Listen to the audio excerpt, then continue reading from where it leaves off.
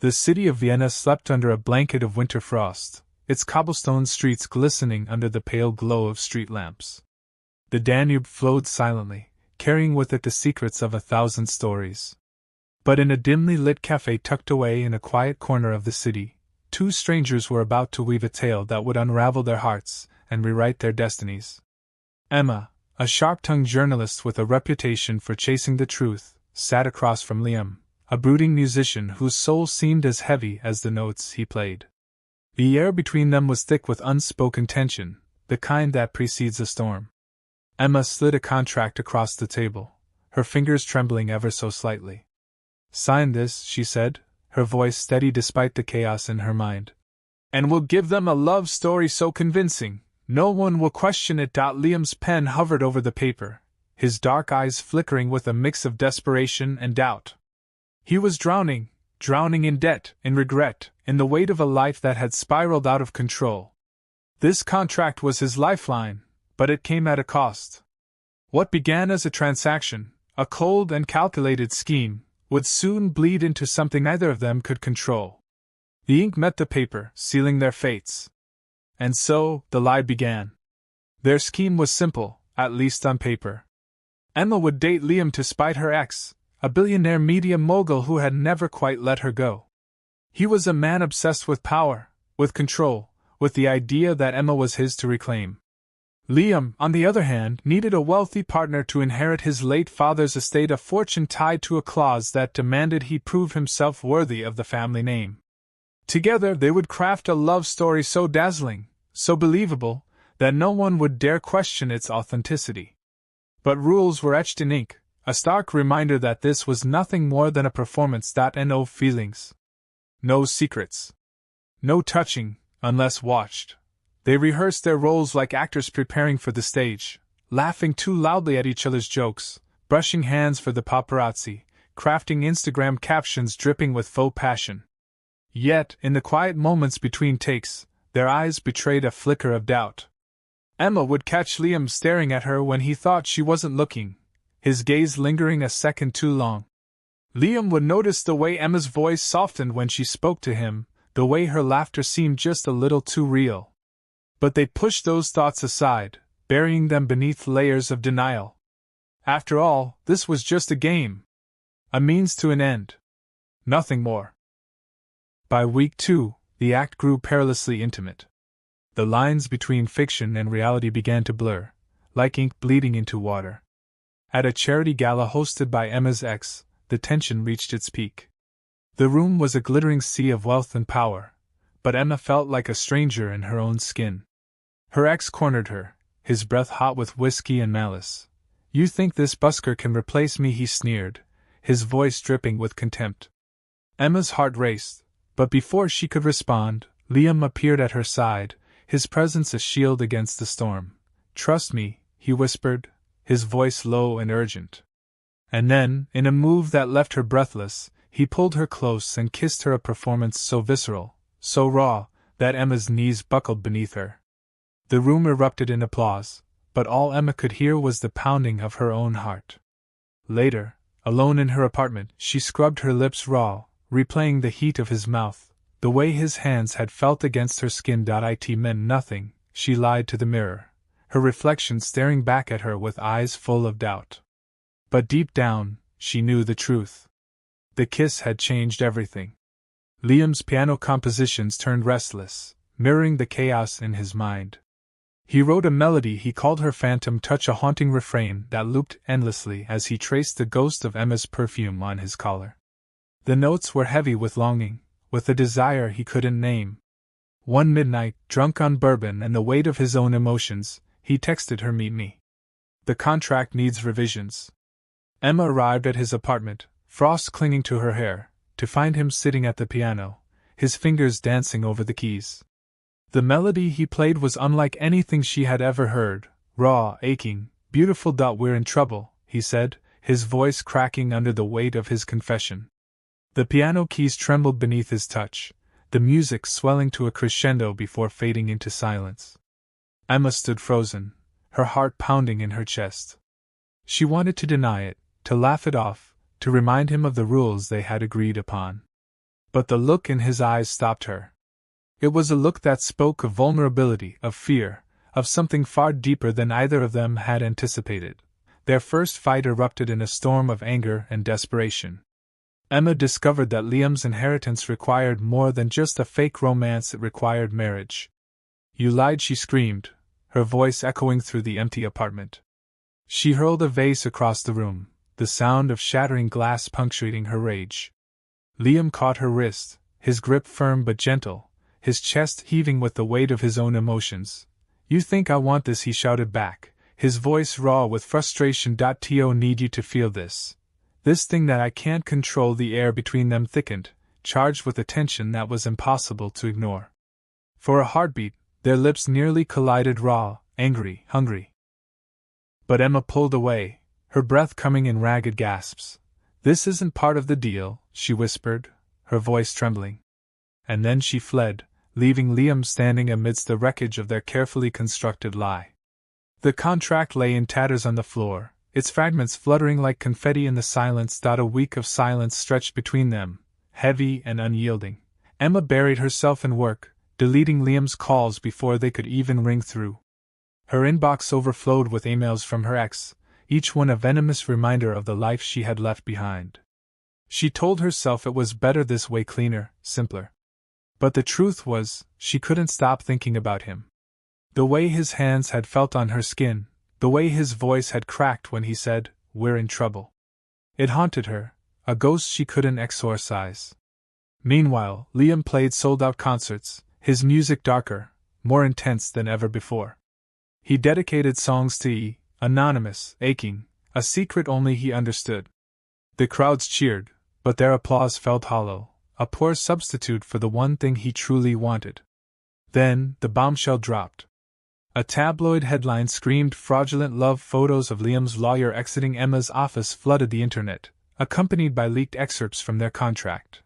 The scandal trended worldwide, a wildfire that consumed everything in its path. Investors abandoned Emma, her career crumbling beneath the weight of the allegations. Liam's inheritance dissolved, his family's name dragged through the mud. They were ruined, their carefully constructed lie exposed for the world to see.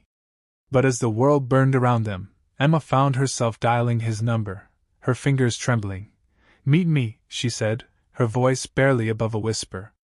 Where it began. The cafe was closed, its windows dark and lifeless. Snow pulled at their feet, the cold biting through their coats as they stood facing each other. Liam's knuckles grazed her cheek, a touch so gentle it made her heart ache. "Why?" he asked, his voice rough with emotion. Emma's tears froze on her cheeks, her breath visible in the frigid air. "Because the lie, it wasn't the contract," she confessed, her voice breaking. "It was us pretending this." She gripped his coat, her fingers clutching the fabric like a lifeline wasn't real. His breath hitched, the sound barely audible over the howling wind. The distance between them evaporated, the world narrowing to the space where their bodies met. And there, under the halo of a street lamp, they kissed. No audience, no script, just a truth too loud to name. It was a kiss that spoke of desperation, of longing, of all the things they had tried so hard to deny. When they finally pulled apart, their breaths mingling in the cold air, Emma whispered, what now? Liam's answer was simple, yet it carried the weight of 1,000 unspoken promises. "We start over. But love, once unleashed, is a tempest. It doesn't ask for permission, it doesn't follow rules." And theirs was no exception. Liam's family sued Emma for fraud, their lawyers sharp and relentless. Her ex, ever the puppeteer, blackmailed her with a chilling ultimatum: "Return to me, or I'll destroy him." The walls were closing in, the world they had built together crumbling beneath the weight of their choices. They hid in a borrowed cabin on the outskirts of the city, maps and legal files strewn across the table. One night, Emma woke to find Liam's side of the bed empty, the sheets cold. A note lay on the pillow, its words scrawled in his familiar handwriting: "I can't let you lose everything." Panic clawed at her throat, her heart pounding as she raced to his concert hall. The cameras were already rolling, the crowd buzzing with anticipation. Liam stood on stage, his face pale but resolute. He was ready to confess, to take the fall for everything. Emma's voice echoed through the hall as she crashed the stage, her heels clicking like gunshots. The mic screeched as she grabbed it, her voice trembling but fierce. "He's innocent," she declared, her words ringing out like a battle cry. "I made him lie. But this," she turned to Liam, her eyes blazing, "us is the only real thing I've ever done." The crowd roared, their cheers a cacophony of shock and awe. Liam's manager hissed from the sidelines, "You're both ruined," but Liam laughed, wild and free, his eyes locked on Emma's. He kissed her fiercely, the cameras capturing every moment. The footage went viral within minutes. In the aftermath, they lost much. Careers, money, reputations, all of it gone, reduced to ashes. But as they stood on a Paris bridge at dawn, the city waking around them, none of it seemed to matter. Liam knelt in the crisp morning air, offering a ring forged from piano wire. "No contracts," he vowed, his voice steady despite the tears in his eyes. "No lies. Just us." Emma, now a freelance writer with a career rebuilt from the ground up, smiled through her own tears. "Just us," she echoed, her voice soft but sure. Their wedding was small, a backyard affair with mismatched chairs and a Spotify playlist. But as Liam played her phantom touch for his bride, the melody finally found its name, Emma. The notes soared, a testament to the love that had bloomed from the ashes of their deception. Years later, a journalist asked Emma, "Was it worth it?" The chaos, the scandal. She glanced at Liam, who was strumming a lullaby for their daughter in the next room. The sound of his music filled the air, a constant reminder of the life they had built together. The truth, Emma's smirk mirrored that first scheming day in the cafe, a lifetime ago. "We'd do it all again. Because sometimes, the greatest love stories begin as lies, whispers in the dark that bloom into symphonies. And there's it still playing, louder every day." Years later, as the dust of their scandal had long settled, Emma found herself sitting across from a young journalist in a cozy cafe not unlike the one where her story with Liam had begun. The journalist leaned forward, her eyes bright with curiosity. "Was it worth it?" she asked, her voice tinged with awe. The chaos, the scandal, losing everything only to start over. Emma's gaze drifted to the window, where the sunlight danced on the pavement. She thought of Liam, of the way he had knelt on that Paris bridge, offering her a ring forged from piano wire. She thought of the nights they had spent rebuilding their lives, piece by piece, their love the only constant in a world that had tried to tear them apart. "The truth," Emma said, her voice soft but steady. "We'd do it all again. Because sometimes, the greatest love stories begin as lies, whispers in the dark that bloom into symphonies. And theirs it was still playing, louder every day. Their life together was far from perfect, but it was theirs." Emma had traded her high-powered career for freelance writing, her byline now appearing in small, independent publications. Liam had returned to music, not for fame or fortune, but for the sheer joy of it. Their home was filled with the sound of his piano, a melody that had become the soundtrack of their lives. Their daughter, a spirited little girl with her father's dark eyes and her mother's sharp wit, was the center of their world. She would sit on Liam's lap as he played, her tiny fingers pressing the keys alongside his. Emma would watch them from the doorway, her heart swelling with a love so profound it took her breath away. They had lost so much, but in its place, they had found something far more precious, a love that was real, unshakable, and entirely their own. But even in their happiness, the past lingered like a shadow. Emma's ex, ever the puppeteer, would occasionally resurface, his threats veiled in polite words and false smiles. He would send her emails, cryptic and unsettling, reminding her of the power he still wielded. Liam's family, too, remained distant, their disapproval a constant undercurrent. But Emma and Liam had learned to navigate these storms together. They had built a life on honesty, on the kind of love that could weather any storm. And when the world outside grew too loud, they would retreat to their little corner of the world, where the only sound was the music of their shared life. One evening, as the sun dipped below the horizon, painting the sky in hues of orange and pink, Emma found Liam sitting at the piano, his fingers dancing over the keys. The melody was familiar, a haunting refrain that had once been called her phantom touch. But now, it had a new name, Emma. She stood in the doorway, her heart swelling with emotion as she listened. The notes soared, a testament to the love that had bloomed from the ashes of their deception.